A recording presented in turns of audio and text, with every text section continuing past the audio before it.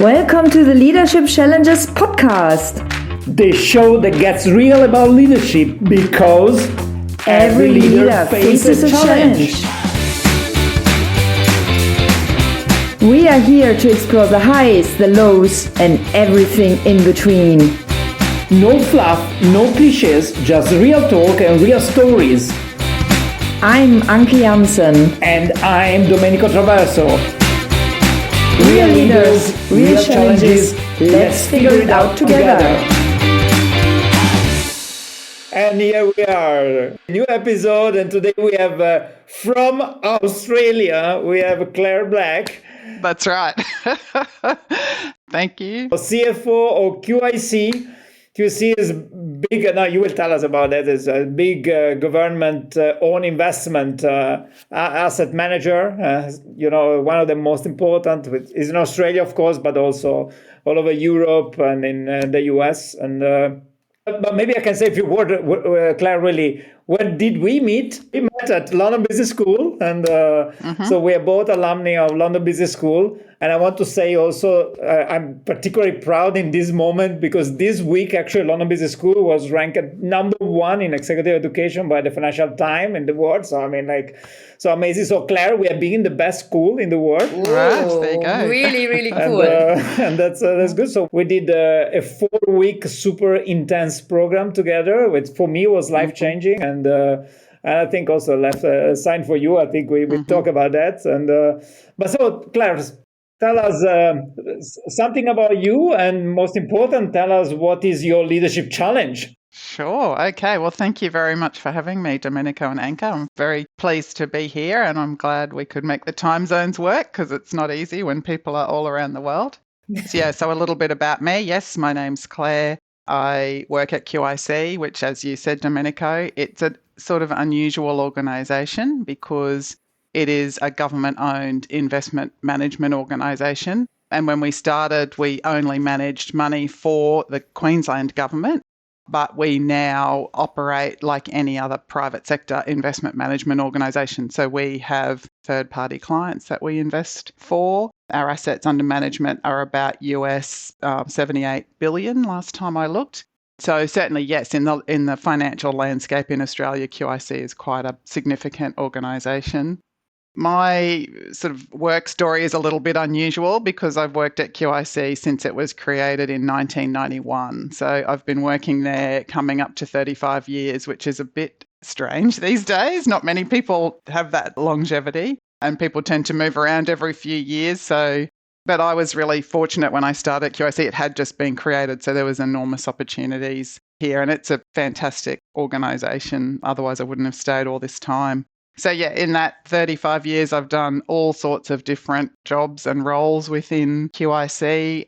I most recently was the CFO for about 12 years, and then I think it was about 3 years ago now, we had a change in CEO, and at that point I moved into a joint CFO, COO role. So I expanded my remit beyond finance and across most of the sort of corporate teams within QIC. So, and here I am today. This is amazing story, Claire, because I saw that and you see that you stayed this while, but I saw the moves and what you did. So amazing broad background. Thank you for sharing that with us. This is great. And also you must have seen quite a lot in your journey. So we are really keen to hear your story now. So what is your war story or leadership challenge you would like to share with us today? Yeah, I was reflecting, trying to think of what was the hardest point in my career from a leadership point of view. And it was actually when I was first promoted into the CFO role because it happened very unexpectedly.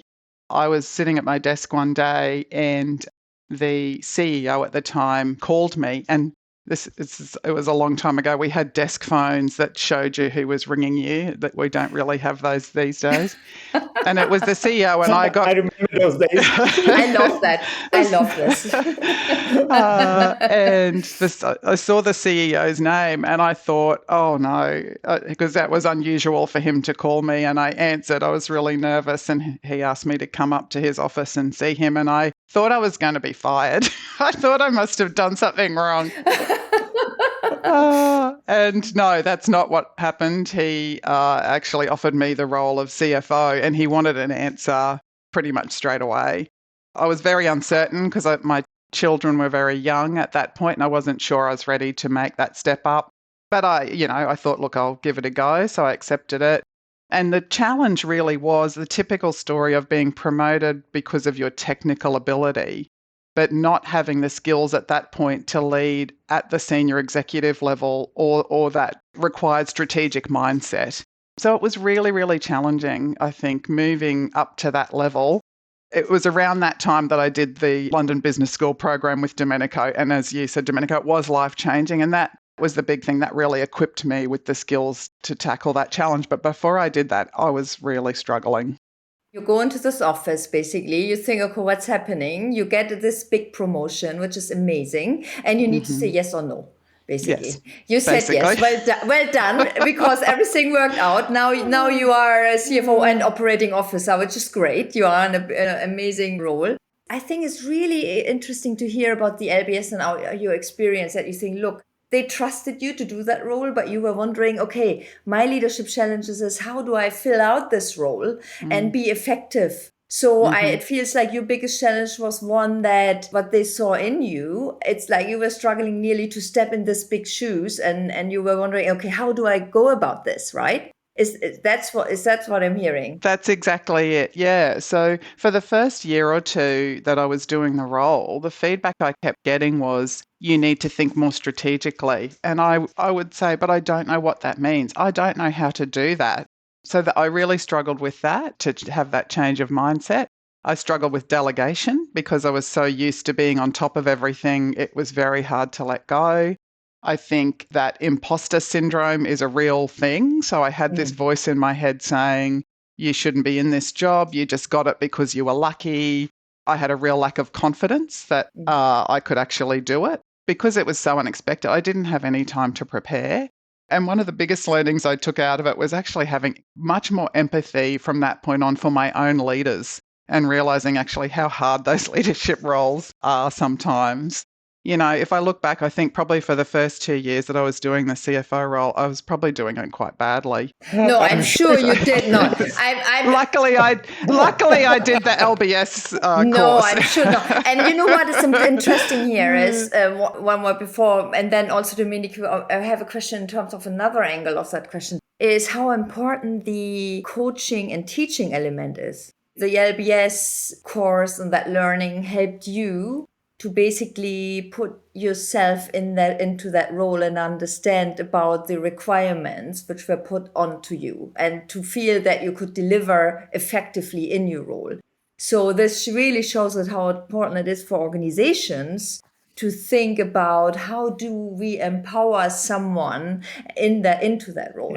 Yeah. Because you told me it took you 2 years to really feel that confidence you wanted to have to enjoy also that role and to be effective. I think for me, this is also a good story about, I think it's super good to promote also people that are maybe a little junior, or we say like 70% ready for the job. And I think really it's something I always try to do. And I'm really a strong believer in that.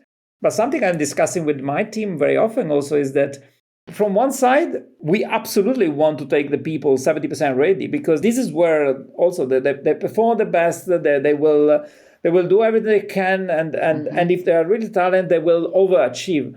But on the other side, you need to equip them. And I think this is what was good for you, that actually QIC really, they give you the job, but also they give you the tools. And I'm sure that LBS was not the only things. I mean, but this, as clearly, that was the one thing for me was the same, really. So I got equipped. And the fact that the companies, in my case, Danfoss, was investing and sending a leader 4 weeks away. And when you do that course, you are completely off the grid. So you cannot almost call, you cannot do anything, you cannot work, it's impossible. You work, you go, basically you study, do stuff until 11 in the night, weekend included. So, I mean, it's like, There's no time, and it's a big investment for a company. It's not just financially, but you have your leader gone for a month. Yeah. And in your case, was even more because you was on the other side of the world. That's right. Yeah, but I think the coaching element of it, and I did also around the same time have coaching through, QIC organised that for me as well. And it's really powerful. I think it's not easy. I went into it probably like a lot of people do, thinking, well, the coach will tell me what to do. And that's not what happens at all. And I remember being surprised by how hard it was and how much I had to do. And I kept thinking, why can't they just tell me the answer? Just tell me how to be strategic.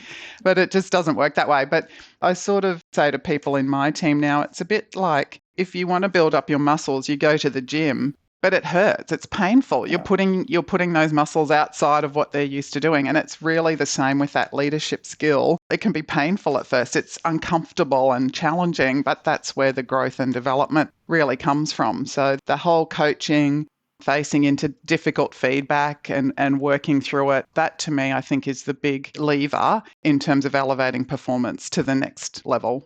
So that is the main learning. Because I wanted to ask, what's your biggest learning out of this? Yeah. That's it. That's it. Yeah. And now the next move to, adding the operating officer.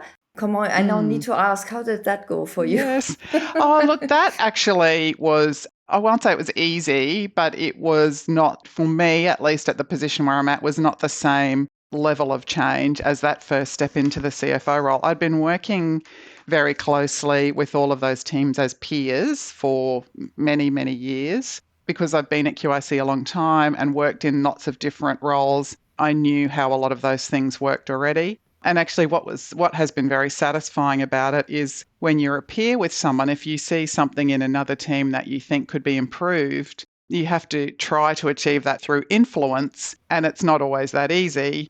Bringing those groups together basically as almost one group with a leadership team has made that influence and getting improvements made across teams so much easier.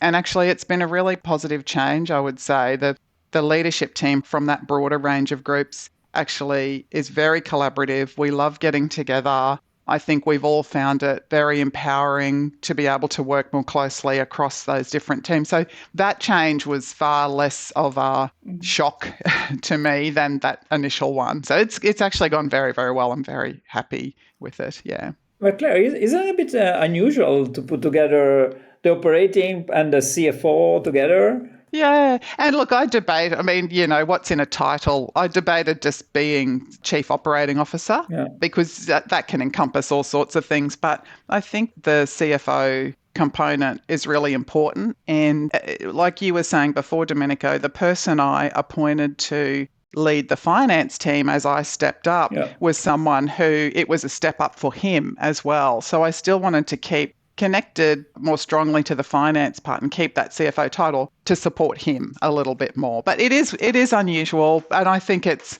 part of that is just because my career trajectory is unusual and I'm still here after all this time. If I, when I retire at some point, it might not look like this. Maybe I'll do something different. I was just wondering, Claire, when we now have the lens on your team and your organization, and from now the time we discussed, what was the leadership challenge or a war story you would like to share with us here?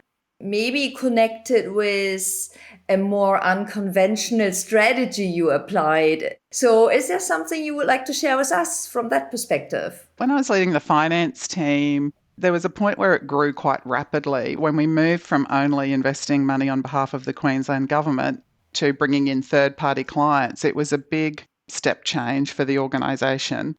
And so the finance team at that point grew quite rapidly. And that was a big change for us, going from quite a small team all sitting pretty closely together to quite a large team spread out. And so I started to notice impacts on the culture of the team. We were getting a lot of feedback around, I don't even know people in my own team anymore. There was a little bit of friction and internal conflict within the team. And so I sort of started thinking about what could I do here that would be different. And I don't know if this is just an Australian concept or if it exists in other countries, but when you're at school here, you have houses. I don't know if you have that. Like how can I explain it? It's like having sort of sporting houses that you do competitions in at school. Okay. And I thought, okay, I might try bringing that in my team here. So I set up 4 houses, I called them. Each team was a different colour, and each team was drawn from across all the sub teams within finance. And so initially we started using that just to get people to know each other, build relationships, sort of bring a sense of fun back to working within the finance team. So we did things like scavenger hunts and games and competitions. We had a paper plane making and throwing competition at one point. We got in trouble for making too much noise in the office because everyone was laughing so much. But then once we'd settled it in and people were comfortable with it, we extended it into sort of business objectives. So when a new team member joined finance, their house, not just their own little part of the finance team, but their house would welcome them, introduce them around, get to know them. And what that sort of extended into was, it's much easier if you're having a challenge with another part of your team or another person. If you already know them from a social point of view and have a pre-existing relationship, talking to them in a constructive way about a challenging topic or to solve a problem is so much easier. And so we found that the culture became really much more collegiate, collaborative. My replacement who leads finance, he did not continue with it. But I do think the legacy endures. And it was a point in time, I think, and maybe it's not needed anymore. I think the legacy of it endures though, because the finance team still, gets some of the highest engagement scores at QIC, and I think that really set the team back on the path of a very positive culture. I love this. So just let me recap here because I just need to really understand this. So, so the culture was that they were really kind of working isolated. So you had a missing team spirit a little bit, no? The silo thing, Yeah. which is obviously not useful in the collaboration and in our working world. And you introduced this concept of houses, and I need to admit, Claire, this concept is not something we have in Germany. No. So, but so I imagine there are then different teams, Yes. and each team has, in your case, a color, so there's a common theme. And you created this team from across, kind of put people together from different teams. So we had the blue, the yellow, the red, and the green. The green. That's it. So what I want to know now, even the person you put into your role didn't continue. Yeah. Are there still people who think, I'm the green and you're the blue and you're the red? Is this still happening? Yeah, and when I walk around the office, we gave everyone like a bandana of their colour. Yes. And so when I walk around the office now, people still have those tied to their chair or tied to their monitor or to a post next to their desk. So that's still there. Because maybe you build trust in the organization. Because at the end, when people do, even play together or are playful and they do stuff together, I think at the end, you build this personal trust. Now that you're not anymore like a colleague. I don't know really. I see in the morning, but we have been playing together, so now we are buddies, right? I love this. Continue it even after it has finished. Yes. So this is really a lasting piece, because it's a playful side. Yeah. Look, like a little kind of move here. Domenico, I need to put you on the spot here. I like this playful element of this example. Do you have a similar example from your own experience where you applied something like this? I love this. Yeah, not something exactly like this, but I think in multiple time, and actually even like in this phase, like in this moment, we are going to some kind of process and different way of working and so on, really to build trust in the organization, and to do it, you need to go to a personal level. You need to go one layer down in the relationship. And you can do it in a playful way, which I think is a great way to do it. You can do it with having more event in person. I think in the last years, everybody was more disconnected for first COVID. Then I think it took some time before. But also you can also do it by more telling stories or find a way really to give a more personal view of yourself to your colleagues and so on. Which is is a complicated thing. So this is where more the direction. Also, we are exploring in trying to, be a little bit less protected in the work relationship and try really to be a little bit more open and have event where we are kind of more not forced. There is an environment where you can be exposed, let's say. And and as in the leadership, we are trying to do it also on purpose, starting from ourselves, because otherwise it doesn't work, right? So then showing ourselves an angle that maybe people doesn't know at all. I love this because you leave a little bit this corporate world and show a little bit also your personal side. It's a bit what Claire just explained, Claire, isn't it? Yeah, exactly. Yeah. Yeah. But I like the playful part. Yes. I think is. People are inherently competitive as well. So you get this kind of really fun, they bond with their house because a healthy, fun competition kind of creates those bonds. So, yeah. But I see a lot, for instance, was something I witness in Danfoss, because we do it when there is global meeting, global event, or all kind of meeting. There's always a group of people that go running, right? Yes. And now, really, you guess what? Really, but these people, and sometimes really random people, we meet only for running, because then everybody's in different part of the company and so on, right? And these kind of running things at the end create a sort of bonding with people that you would never have a bonding for any reasons. Your business colleague and so on. That is unique, and is a little bit of the things. It's amazing. That is amazing, Domenico, because nowadays, everyone, we all have our jobs. Everyone is especially in a large organization, such in yours, Domenico, and also yours, Claire. Everyone has their role, their job for, in the daily routine.